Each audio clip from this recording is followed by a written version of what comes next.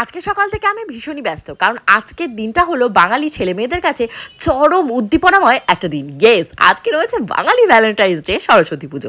যদিও আমার বিয়ে হয়ে গেছে 7-8 বছর, তাই বলে এত সুন্দর একটা দিন সুন্দরভাবে সেলিব্রেট করবো না তা তো হয় না। হ্যালো মাই লাভলি ভিউয়ার্স, আমি Priyanka and welcome to my page Priyanka's time story. কেমন আছো তোমরা সবাই? আমি তো ভীষণই ভালো আছি। চলো কি কি করলাম সরস্বতী পুজোতে তোমাদের সাথে শেয়ার করি। ঠিক আছে, আমার মা যা বলে আমি মার কথা মতন চলি। জল খাও। পূজা স্বর্ণ এখনো আসেনি।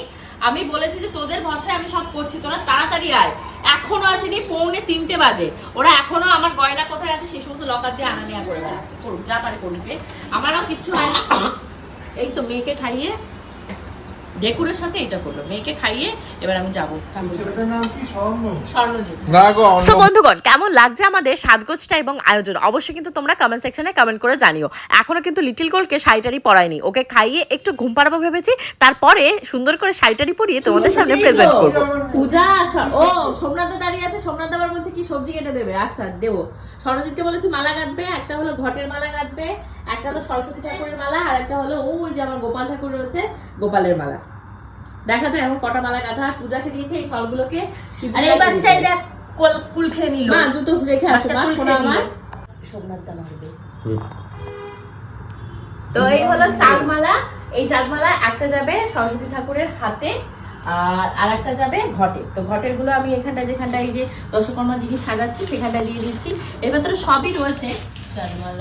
বাড়ির পুজো মানে কি ভাবছো সাধারণ ব্যাপার? একদমই নয়, অনেক অনেক প্রচুর কাজ থাকে। তাই দশপূজার মতন 10 হাতে আমরা কাজকর্ম করছি। পূজা এবং স্বর্ণজিৎ যদিও আমাকে হেল্প করেছে, বাট অনেক কিছু রান্না বান্না হবে, সেটা কিন্তু পরবর্তী ব্লগে আসবে। তার জন্য পেজটিকে সবাই কিন্তু ফলো করে দিতে ভুলো না। তো চলো এখন কি করছি দেখো। স্বর্ণকে দেওয়া হয়েছে মালা গাঁথতে। তো দেখা যাক আমাদের বাড়ির হবু জামাই এই চ্যালেঞ্জ নিতে পারে কিনা। ওই যে দেখো দেখো দেখো, একদম টাইম মতন হয়েছে। না না, স্বর্ণ কোনো দিন এটা করেনি, এটা কিন্তু ফার্স্ট টাইম। আমি বলছি স্বর্ণ আসো তোমাকে মালা গাঁথা শেখাবো আজকে। ও নিজে হাতে করে ফার্স্ট টাইম করছে। এই যে মালা গাঁথা ওকে শেখাচ্ছি, এটা কিন্তু সব থেকে কঠিন কাজ। আর এইভাবে বিশেষ করে মালা গাঁথা আমি নিজেও পারতাম না, আমিও দেখে দেখে শিখেছি। আর স্বর্ণ ভীষণ ইন্টারেস্ট। ওই দেখো বসে বসে ঠিক শিখছে। একবার ভুল হচ্ছে সেটাকে আবার শুধরেছে, এত ধৈর্য নিয়ে আবারও করছে। আর পূজা এদিকে কি করছে একটু দেখা, এদিকে আয়। ওই দেখো পূজার অবস্থা। পূজা এখানে বসে রয়েছে, পূজা সুন্দরী বসে বসে এখন এই যে ফল দিয়েছি। ফল কাটবো দাদা। হ্যাঁ হ্যাঁ হ্যাঁ, ফল কাটবি, তার আগে চুলটা বাঁধবি কিন্তু। ঠাকুরের কাজ, চুলটা বেঁধে একটু তারপর ফ্যাশন করবি। আজ বাদে কাল আমার ছোট্ট বোন পূজার বিয়ে হয়ে যাবে। বিয়ে হয়ে শ্বশুরবাড়ি গিয়ে কাজকর্ম করতে হবে না? তাই তো লাস্ট 1 বছর 2 বছর ধরে আমার বাড়িতে কোনো পুজো হলেই পূজাকে ইনভাইট করি এবং পূজাকে হাতে করে সমস্ত কাজকর্ম শেখাই। যদিও আমি বিয়ে করে এসে নিজের দৌলতে এবং নিজের প্রচেষ্টাতে এই সমস্ত কাজটা শিখেছিলাম, আমাকে কিন্তু হাতে করে সে কেউ কোনোভাবে কাজ